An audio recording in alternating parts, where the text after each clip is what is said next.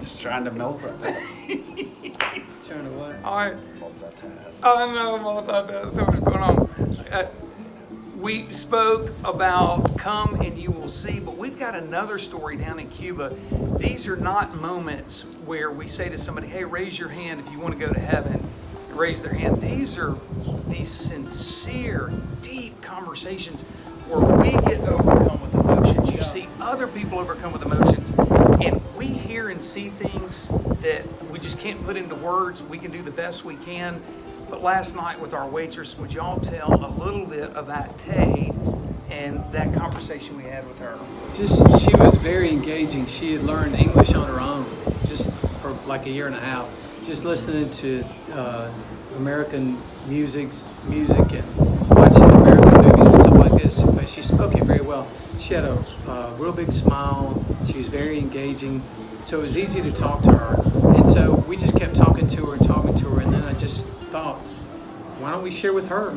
And so we started sharing with her. And so I was standing up behind Max, and so he and I are both engaged with her. And so we started just telling her certain things. Do you know him? Do you know who Christ is? Do you have a relationship with him? What do you think about him? She felt like God was distant and that he was out there or whatever else. And then so we just started presenting the gospel to her. And at one point she said, your words are beautiful. And then later she said, what you're saying is magical. That's right. And the point with that is that she just never heard anything like this. And I told her, these are heavenly things that we're sharing. That God had regenerated our heart. He was using his spirit to speak through us as his instruments. And then we introduced her to Pastor. Yeah, one of the pastors that was eating dinner with us, we were able to introduce her to. And through that, they began to talk, and they realized, and his wife was with us as well. And so we were able to introduce them.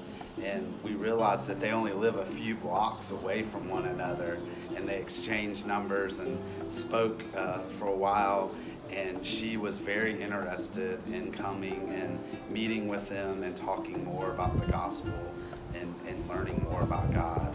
We told her that God sent us from Estados Unidos here so we could introduce her to her neighbor. For sure. They live 4 houses away or 4 blocks away. And just to add one thing to this, these are these deep moments down here where we can really sense the power of God working. And it would be condescending for us to say, hey, we're in Cuba and look at us. And we are here to actually, we're so humbled to be able to learn from the Cuban pastors.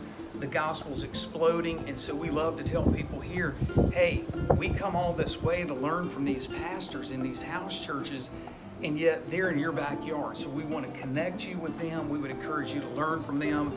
And the best thing I can think to summarize this week is health.